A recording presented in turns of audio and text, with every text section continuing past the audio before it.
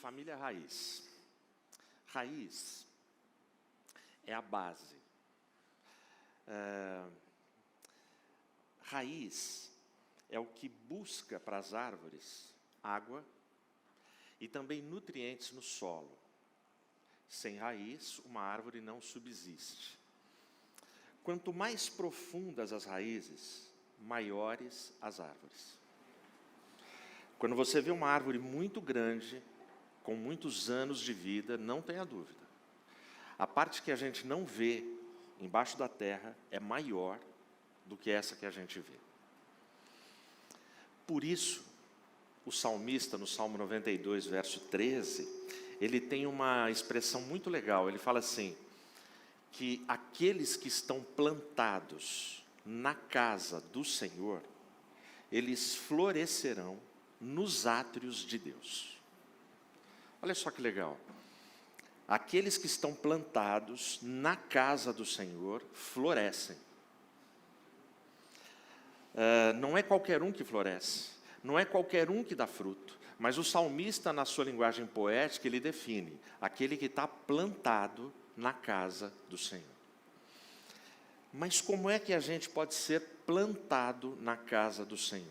Que a gente vive um tempo de muitos desigrejados.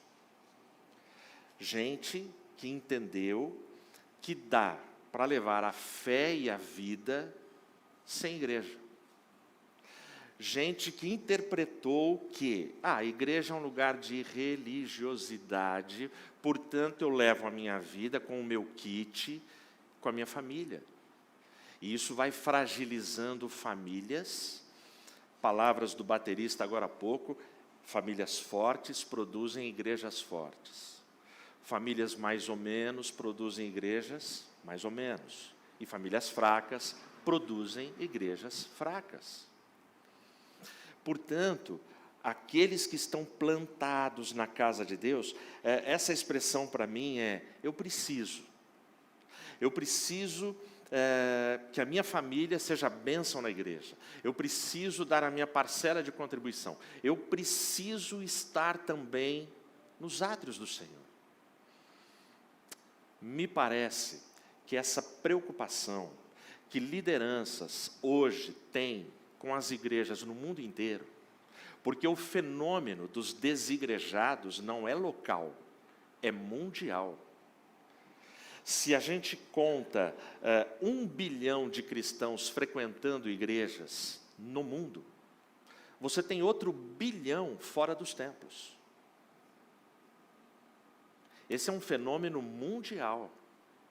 A igreja tem culpa histórica? Também tem, por conta de muitos escândalos, por conta de muitas trapaças, de coisas que não deveriam acontecer nos ambientes sagrados, mas acontecem, porque nós somos um povo formado por pecadores, por gente que erra, por gente que peca. Portanto, a família raiz, a família que tem raiz, a família que persevera. Você já reparou aquela expressão? Tal família tem raiz. Essa expressão quer dizer, se a raiz é profunda, se a raiz é forte, pode vir o vento que vier, a seca que vier, essa família permanece. Porque as suas raízes, se tiver seca, são raízes profundas que elas viajam para todos os lados, à procura e em busca de água. E encontra. Percebe? Então, essa preocupação atual era uma preocupação também, me parece, de Davi. Eu vou ler um texto com vocês, onde Davi, ele demonstra essa angústia para que famílias fossem plantadas, para que famílias fossem bênção na casa do Senhor. E a família raiz é que precisa ser bênção na igreja. Porque a família que não tem raiz, ela não é plantada. Ela é derrubada. Ela morre. Porque sem raiz, sem água, sem nutrientes, morre, não tem vida. Vamos ficar em pé? Segundo livro do profeta Samuel.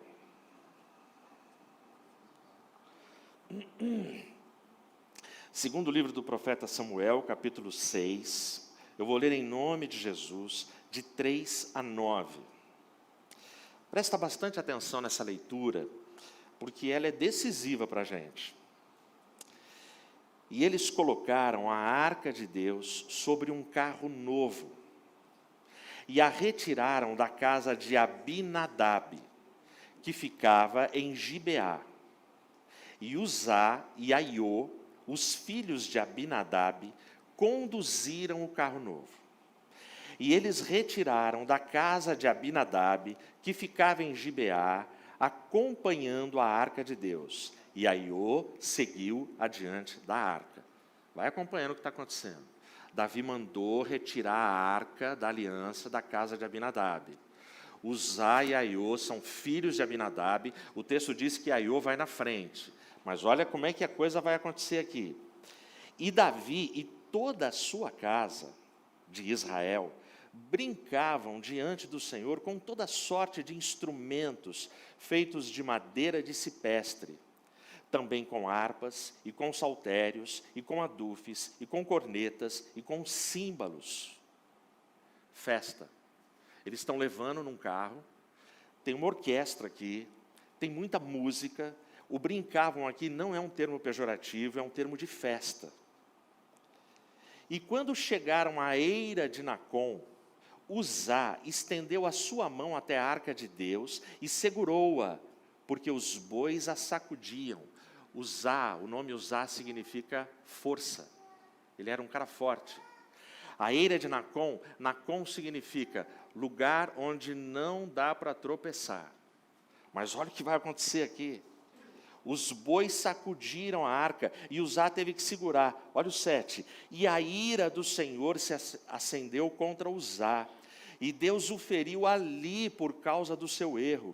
E ali ele morreu junto à arca de Deus. Presta atenção. O lugar é um lugar que não dá para tropeçar. É perfeito, é plano. A eira de Nacon. Uzá segura porque os bois chacoalharam. A arca ia cair. Ele vai e segura. Me parece uma ação boa de Uzá. Mas Deus não gostou. O texto diz que Deus feriu Uzá e ele morreu ali. Agora olha o 8 e o 9. E Davi ficou aborrecido, porque o Senhor havia feito uma brecha sobre Uzá. E ele chamou o nome do lugar Pérez Uzá até esse dia.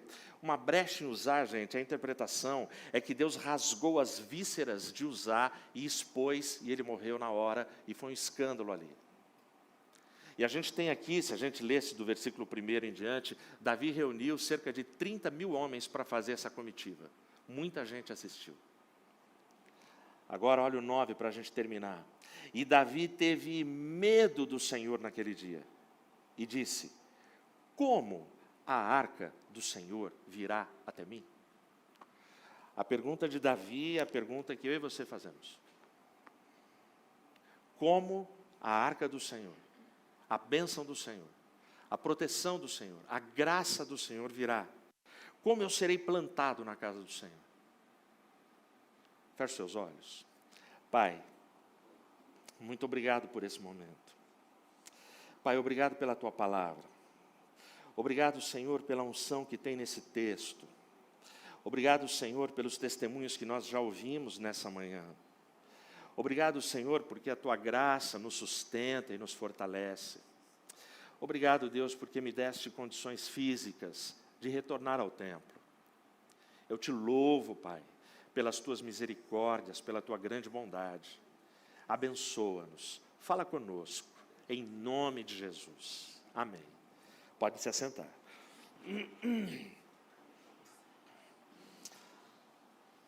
Para você entender o que está acontecendo e para a gente responder as perguntas desse texto, a gente precisa entender o porquê que Davi mandou buscar essa arca. 20 anos antes, pouco mais de 20 anos, teve uma batalha entre os filisteus e os israelitas. E nessa batalha, os filisteus ganharam e sequestraram a arca. Por que Deus permitiu a derrota dos israelitas? porque os israelitas estavam num momento de desobediência aos mandamentos de Deus. E Deus falou: ok, entregarei vocês na mão dos vossos inimigos. Os filisteus, eles conquistam os israelitas e eles sequestram a arca. Por quê? Porque a fama que se espalhava era: os judeus são o povo da aliança, porque o Deus de Israel não permite que eles sejam derrotados. A força desse povo está na arca. Então eles sequestram a arca, e durante 7 meses a arca fica em poder dos filisteus. Eles levam a arca e colocam no templo de Dagon, na presença de um deus pagão. O texto diz que nesses 7 meses deu ruim para os filisteus. Doenças, maldições, pragas, por causa da arca. O texto diz que teve um dia que o sacerdote entra no templo de Dagon e a estátua de Dagon estava tombada, sem ninguém ter empurrado. Eles erguem a estátua. No outro dia eles voltam, a estátua tombou de novo e agora a cabeça da estátua é cortada da estátua. Aí nesse momento eles desistem, eles falam: vamos devolver a arca para os israelitas. Por quê? Porque isso não está fazendo bem para a gente, não deveríamos ter trazido a arca para cá. E a arca é devolvida. E onde ela é devolvida? Na casa de Abinadab. Se você está aí com a sua Bíblia, vai agora em 1 de Samuel, primeiro livro de Samuel, capítulo 7. Versículos 1 e 2, ó. E os homens de Quiriate-Jearim vieram, e ergueram a arca do Senhor, e a trouxeram para dentro da casa de Abinadab, no outeiro, e santificaram Eleazar, o seu filho, para guardar a arca do Senhor. E sucedeu que, enquanto a arca permanecia em Quiriate-Jearim, o tempo foi longo, pois se passaram 20 anos, e toda a casa de Israel lamentava pelo Senhor. Vocês estão entendendo a história aqui? Então, a arca ela fica na casa de Abinadab por 20 anos.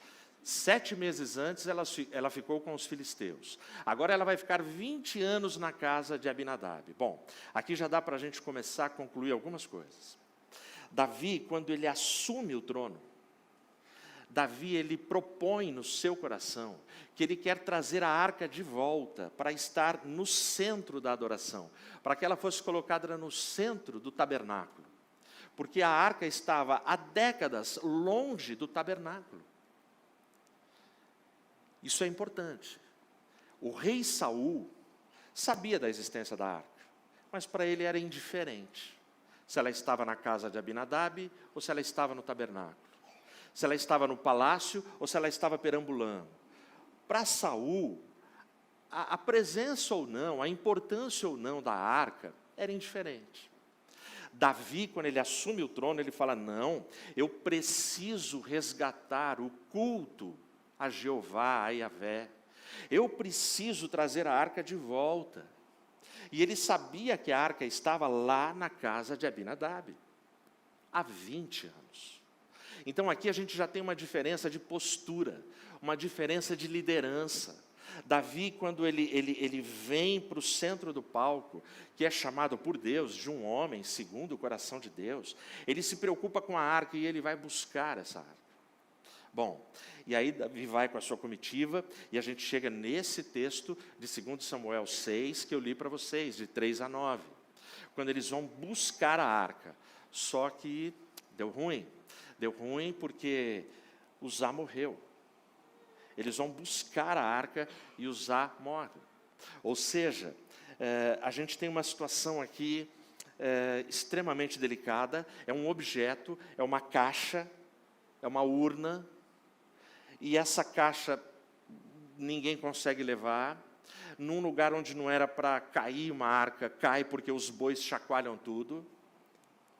Uzá toca nessa arca e ele morre. Bom, Mas agora que nessa narrativa vai aparecer uma família raiz.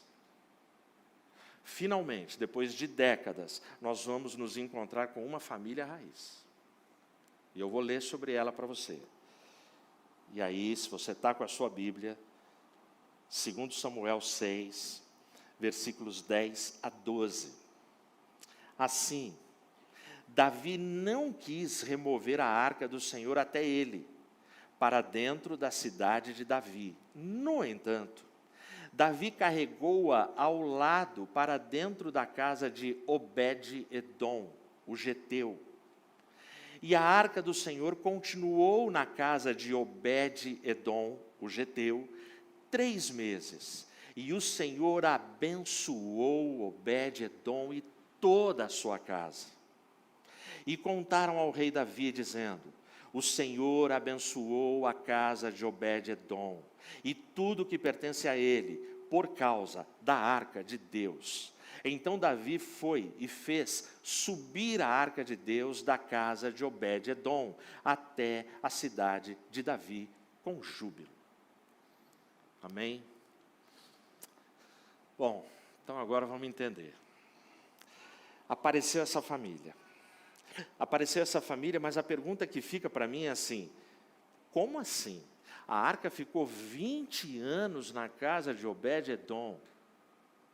E lá, em 1 Samuel, capítulo 7, eu não encontro júbilo, alegria e prosperidade. Só que a mesma arca fica 3 meses na casa de Obed-edom. E o texto, ele fala para a gente da alegria, da prosperidade, de que toda a família, toda a casa foi abençoada por causa da presença da arca. O que aconteceu? Qual é a diferença entre a família de Abinadab e a família de Obed-edom? Qual é a sua família? A sua família se encaixa na família de Abinadab ou na família raiz de Obed-edom? É isso que eu quero discutir com vocês. Obed-edom. O nome Obed significa servo, escravo. Edom significa que ele vem dos edomitas, descendentes de Esaú, portanto, inimigos do povo de Deus.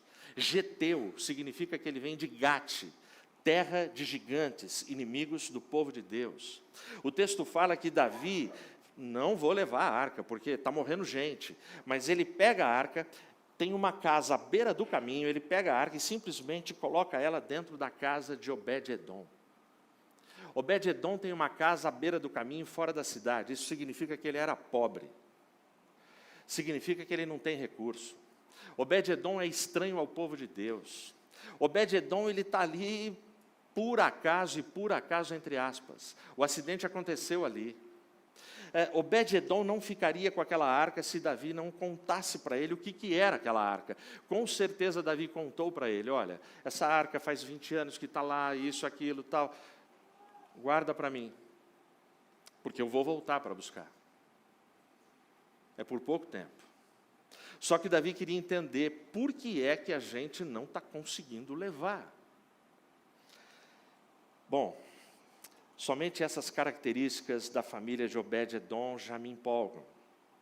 Já me empolgam porque pessoas como Obed-edom, à beira do caminho, pessoas que não fazem parte dos planos dos homens, pessoas que estão sem brilho nenhum, pessoas que estão ali sem recurso algum, Deus também pode decidir entrar nessas casas.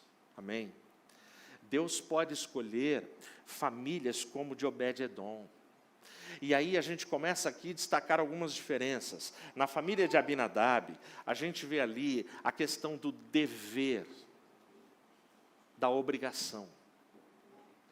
Logo que a gente lê os versículos 1 e 2 do capítulo 7 do primeiro livro de Samuel, a gente percebe que a arca é levada para a casa dele. E a arca é levada para a casa dele. E o texto vai dizer que eles já preparam, eles abençoam, eles nomeiam Eleazar, um dos seus filhos, para cuidar da arca.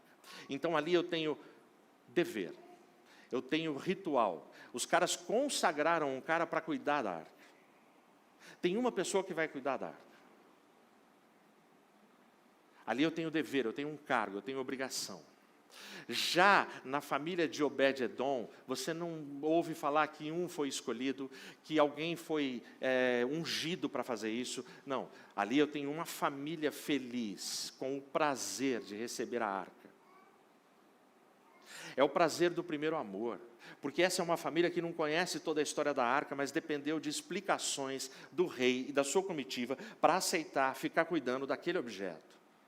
Porque você não cuidaria de um objeto se entrasse alguém na tua casa de forma estranha e falasse, ó, cuida para mim aí, depois eu venho buscar, você nem precisa saber o que tem aí dentro. Você não faria isso. Alguém vai ter que te dar uma explicação. Sim ou não? Se você estiver num aeroporto e alguém falar, vigia minha mochila.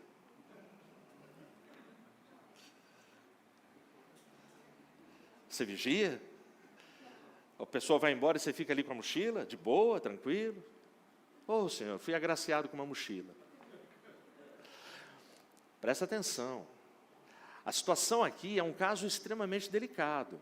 Então, a família de Obed-edom, depois que recebe com prazer. Recebe voluntariamente. E vai fazer por prazer. A outra diferença que a gente destaca aqui é que na família de Abinadab eu tenho insensibilidade. E na família de Obed-edom eu tenho sensibilidade. E nós estamos vivendo uma sociedade que está sendo dessensibilizada. Uma sociedade que não sente mais. Que não consegue expressar sentimentos. E aqui, na família de Obed-edom, o texto vai dizer que toda a casa é abençoada, que toda a família é abençoada, todo mundo tem sensibilidade com a arca. O que eu quero dizer com insensibilidade? O texto falou para a gente, lá na casa de Abinadab, que a arca ficou lá 20 anos. 20 anos gerou rotina, mesmice, tudo igual. O Eleazar cuida, porque ele foi consagrado para isso.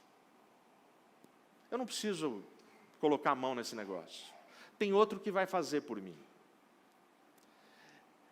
Esse é o risco que nós corremos. Nós corremos como famílias cristãs de achar que as coisas são uma mesmice. Orar para quê? Por que eu vou orar pela minha verruga com câncer? Está com câncer. Por que eu deveria fazer essa oração? Por que eu vou orar? Vocês já falaram que só sai de maca da UTI, morta. Por quê? Por que eu deveria orar? Por que eu deveria orar para que o Senhor abra uma porta para mim se todas se fecharam? Por que eu deveria orar pelo meu casamento, se o meu cônjuge é uma frieza em pessoa? Por que eu deveria orar? Por que eu deveria orar pelas crianças da minha nação, da minha família, da minha casa? Por quê? Então, a insensibilidade, ela vem na rotina, ela vem na repetição, quando a gente deixa de dar valor a algo que tem muito valor. Insensibilidade. A outra diferença que a gente percebe aqui, e que para mim é gritante, na casa de Abinadab tem tristeza, e na casa de Obed-edom tem alegria. O texto diz, e quando o texto diz aqui na palavra que o tempo foi muito longo, está falando de tristeza. E o versículo 2 termina dizendo que o povo de Israel chorava o tempo todo e lamentava o tempo. Cara, presta atenção. Se um anjo aparecesse hoje na porta da minha casa e falasse, Edmilson, a arca apareceu, é aqui Moisés, carregou lá no deserto, e vai ficar na sua casa por 3 meses. Cara, tudo bem, eu podia chorar, mas de celebração e de alegria. Ia ser festa. Cara, a arca fica 20 anos na casa de Abinadab.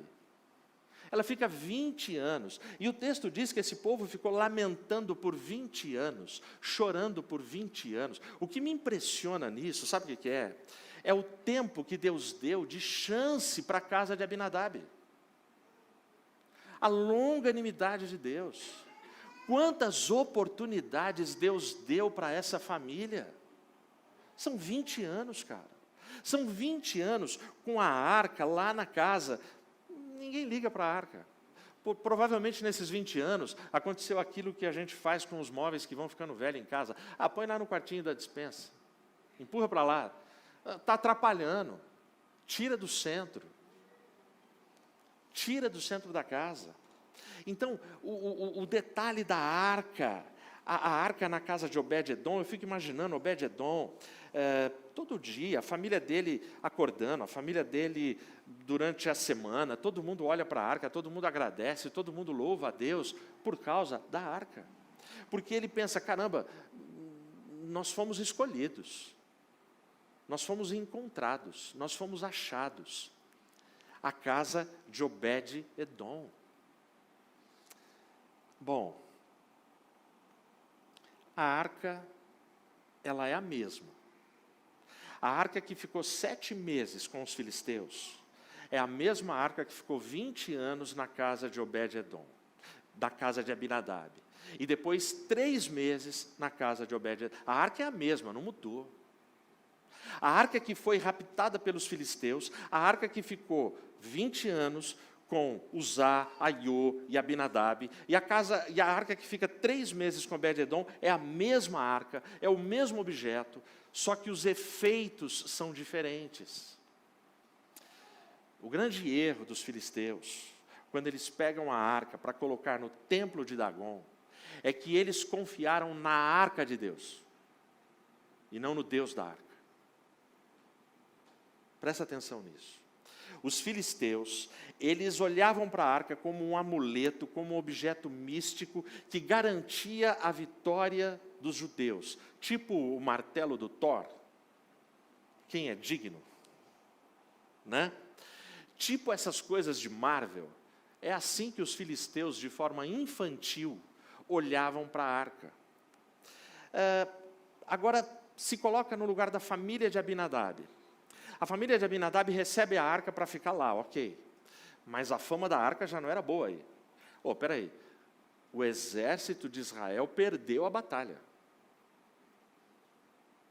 Aí a arca foi para o templo de Dagon. Lá um monte de praga, de maldição caiu sobre os filisteus. E agora essa arca vem para a minha casa.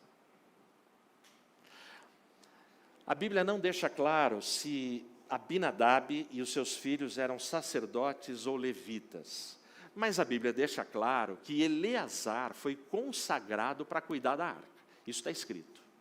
Então esse cara foi separado para cuidar da arca. Então ali você tem uma situação embaraçosa na casa de Abinadab. A bênção está ali, mas eles não usufruem da bênção. Quando chega em Obed-edom, a arca, ela passa a fazer todo o sentido. Ela passa a fazer todo o sentido, porque agora essa família, ela entendeu o que é a arca, e ela vai agora honrar a Deus. Ela vai amar a Deus, ela vai celebrar e adorar. Eu já vi gente fazendo a seguinte explicação. Mas 3 meses ainda é lua de mel. Queria ver se essa arca ficasse 20 anos na casa de Obed-edom. Também ia cair na rotina. Pois é, se você ler todo o texto, você vai ver que não. Aqui teve realmente uma paixão daquelas que tem a ver com chamado. Aqui tem a ver com uma vocação perpétua. Quando Davi é avisado, Davi, a arca, na casa de Obed-edom, que é o versículo 12, a família está prosperando. Tudo está dando certo. Davi, ele pega e fala, vamos buscar a arca. E o texto só fala para a gente, e Davi foi e fez subir a arca com júbilo. É só isso que fala. Para você entender com detalhes, a gente teria que ler, essa é lição de casa, a gente não vai ler, o capítulo 15 do primeiro livro de Crônicas. Lá está bem explicado. Davi, ele foi pesquisar. Davi, ele foi ver qual era a regra. E aí o texto lá de Crônicas vai dizer que agora sim, Davi separa os sacerdotes, porque ele aprende que somente os sacerdotes poderiam tocar na arca, carregar a arca, não podia ser qualquer um. E aí Davi, ele prepara sacerdotes, separa sacerdotes e fala, da primeira vez não deu certo, Deus não nos abençoou, mas agora nós vamos fazer como Deus mandou e vamos trazer a arca para cá. Aí, se você vai lendo todo o capítulo 15, é muito legal, porque mais de 3 vezes vai aparecer no capítulo 15 de 1 Crônicas o nome de Obed-Edom.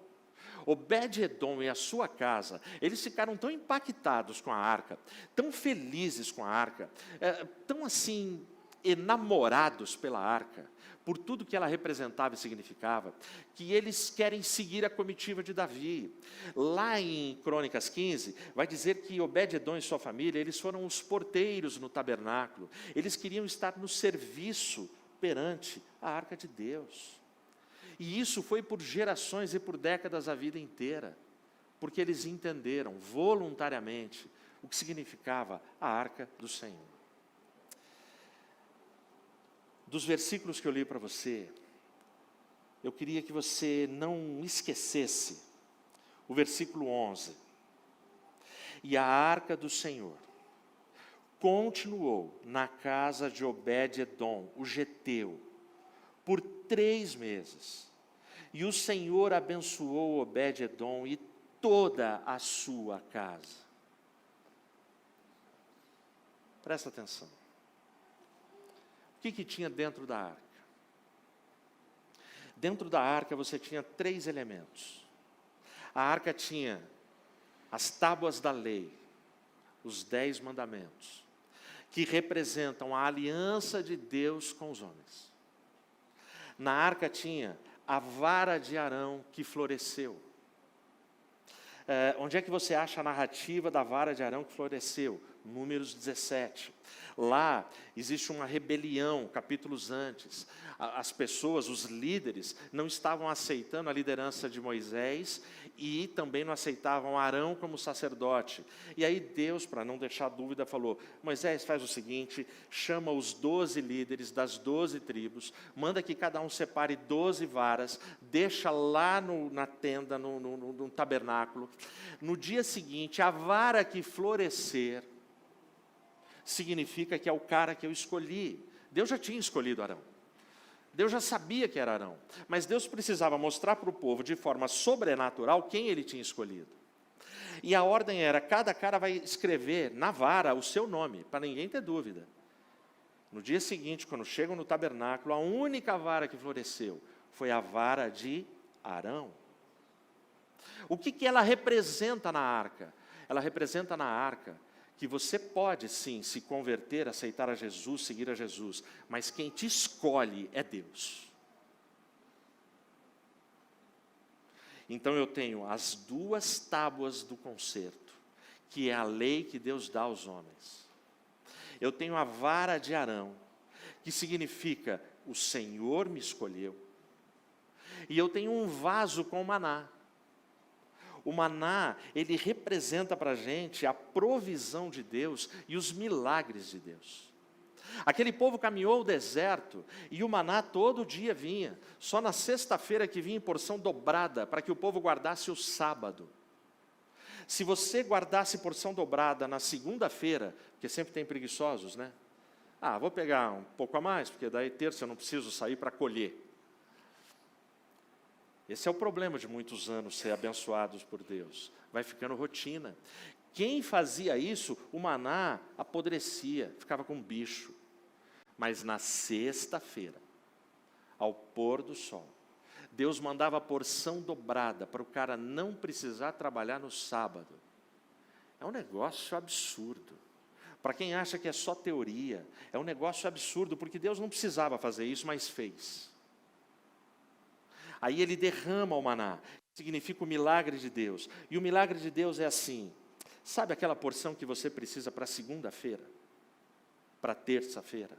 Sabe aquilo que você precisa para o dia 20 do mês? Sabe aquela porção que você não sabe de onde virá? Deixa eu te dizer, no nome de Jesus, essa porção milagrosa será derramada na sua casa. Portanto, dentro da arca eu tenho as 2 tábuas, a aliança com Deus, a lei de Deus. Eu tenho a vara de Arão que floresceu, Deus é quem escolhe. E eu tenho o maná, Deus é quem envia os milagres. Tudo vem de Deus. Obed-Edom, quando ele entendeu o que tinha na arca, quando foi falado para ele o que era aquela arca, ele abraça. Ele abraça. Ele abraça com a simplicidade dele, com a ignorância dele, com a ingenuidade dele. Ele abraça aquela arca e conta para a sua família. O texto vai dizer que toda a sua casa abraçou com ele. Toda a sua casa ficou feliz com ele. O texto vai dizer que a casa de Obed-Edom, toda a sua família, todos os seus filhos, todos foram prósperos e abençoados, porque ele resolveu cuidar da arca. A arca ela tinha uma tampa, mas atenção, não era uma tampa. A tampa dessa arca, ela era como um palco, como um altar, porque quando Deus se manifestava e a glória Shekinah de Deus descia sobre essa tampa, sobre esse recipiente, e era manifestado. Por que isso é importante? Eu lembro quando eu entrei na minha casa com a Regina a primeira vez, eu olhei para cima, para o telhado da sala, eu falei, Rê, aqui vai ser a nossa arca. Eu creio que a manifestação de Deus, ela cai sobre a nossa casa.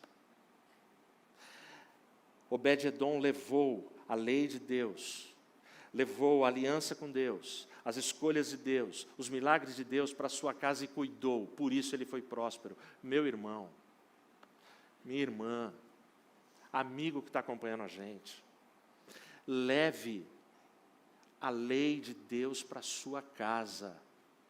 Leve os milagres de Deus para a sua casa. Leve as escolhas de Deus para a sua casa. E você será abençoado. E onde é que isso se encontra? No tabernáculo. Cara, diga não. Diga não para todo discurso desigrejado. Congregue. Congregue. Abrace mais, ame mais. Sabe, show preguiça. Dá um basta na preguiça, na mesmice.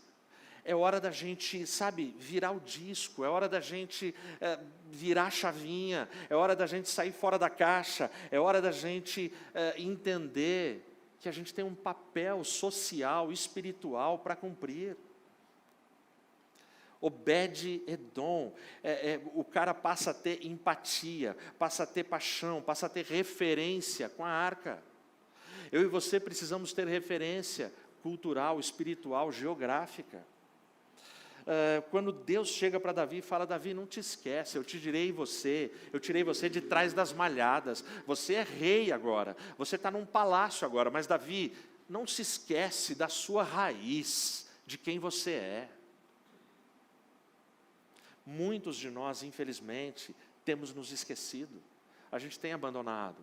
Portanto, a família raiz é aquela que é bênção na igreja. É a família raiz que está plantada na casa de Deus. É a família raiz que abraçou a lei de Deus e se apaixonou pela lei de Deus. Não como uma regra para esfregar na cara dos outros. Eu obedeço, eu guardo. Não é isso. Mas são estas pessoas que Jesus, no Evangelho de João 14, ele vai dizer que o Pai até hoje procura verdadeiros adoradores, que o adorem em espírito e em verdade. Ele precisa achar esses caras. Para a gente caminhar para a nossa conclusão, Apocalipse, no capítulo 22, é o último capítulo da Bíblia. O versículo 16. Eu, Jesus, enviei o meu anjo para testificar-vos destas coisas nas igrejas. Eu sou a raiz e a descendência de Davi e a brilhante estrela da manhã. Amém? Aqui parece que tem uma contradição, mas como ele é Cristo, ele pode falar isso. Ele fala, eu sou a raiz.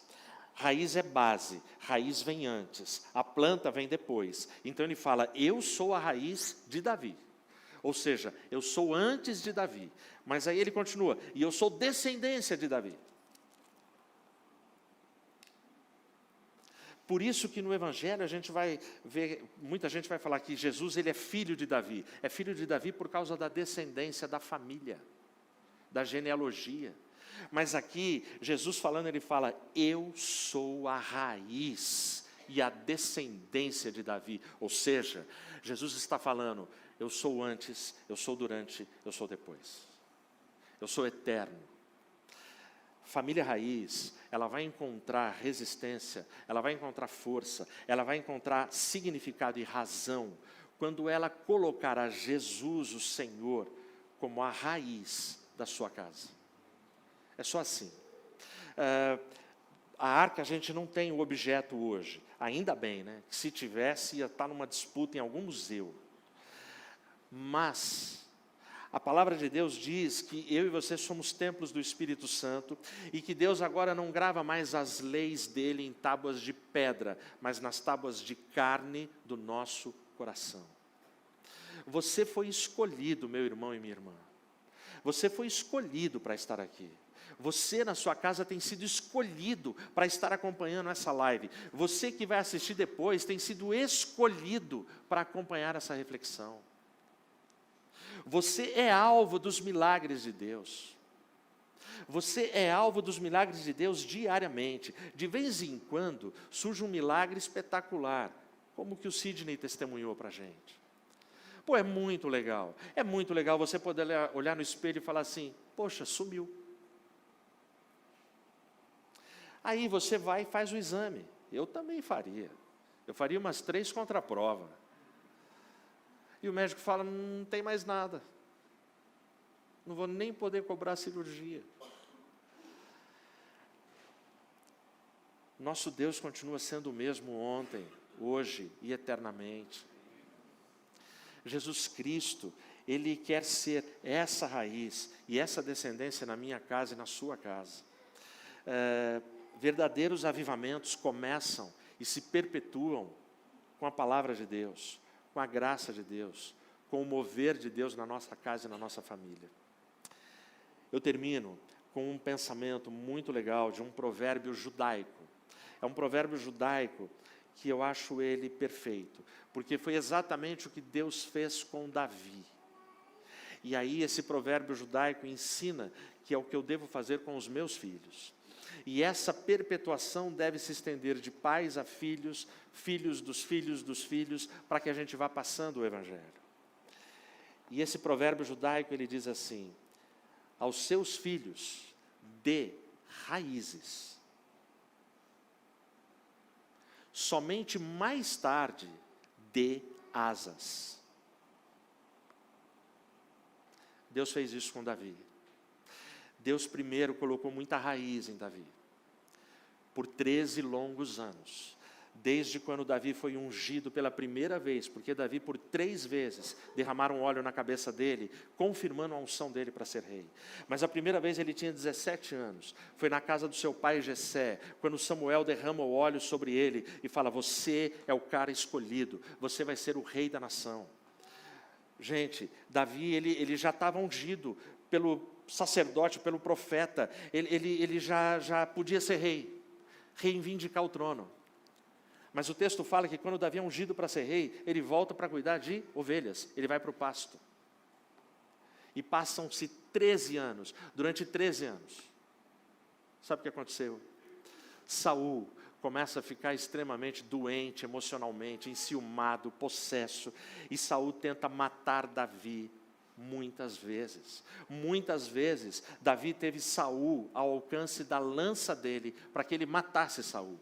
E se Davi matasse Saul, historicamente falando, eu e você não condenaríamos Davi. Mas ele não fez. E quando ele teve chance, os seus soldados falaram, pô Davi, por que você não aproveitou? Longe de mim, tocar no ungido do Senhor. Davi aguentou caladinho, Davi só fugiu, Davi não foi para a briga, porque Davi esperou em Deus, o soberano Deus. Então Davi... ele vai aprendendo, Davi ele fica nos desertos, ele fica sendo humilhado, porque Deus estava formando raízes. Davi errou muito, pecou muito, mas você vê os salmos de Davi, os textos de Davi, a vida de Davi, o tempo todo é, Senhor, eu me arrependo, me perdoa, Senhor, cuida de mim, Senhor, o que eu faço. O texto de Davi, a vida de Davi é saturada, é recheada do clamor a Deus, do Senhor Deus de Israel. Eu e você precisamos depender mais de Deus. Davi, ele é um homem segundo o coração de Deus, por causa disso, por causa de temor, por causa de tremor, não porque ele fosse perfeito. Então dá para mim, dá para você sermos homens e mulheres segundo o coração de Deus. Dá para isso acontecer com a gente. Então Deus forma raízes em Davi, somente quando ele tem 30 anos de idade, somente quando Davi já está numa condição que dá para assumir o trono. Aí ele assume o trono. Então agora Deus vai dar asas para ele. E é tão verdadeiro que Deus deu asas para esse cara, que a primeira ação dele é: eu quero a arca, eu quero trazer a lei do Senhor para a minha casa, para o meu palácio, para o meu reinado. Até hoje, gente, nenhum rei supera o rei Davi na história de Israel. Nem Salomão, na sua opulência, na sua ostentação, na sua riqueza, na sua glória, na multidão dos seus ouros e tesouros, não supera. O rei que está no coração da nação é o rei Davi. Porque Deus deu primeiro para ele raízes, depois deu asas. Que não falte raiz para mim e para você. Que eu e você tenhamos sabedoria para dar raiz para essas coisinhas pequenas e fofas e que não para de nascer nessa igreja. Que a gente tenha a unção do Espírito Santo, para que a gente peça a Deus: Senhor, forma a raiz em mim, me fortalece. E aí, acredite, nós vamos voar nas asas do Espírito. Aí é a hora de crescer, de conquistar e de vencer. Que Deus nos abençoe. Amém.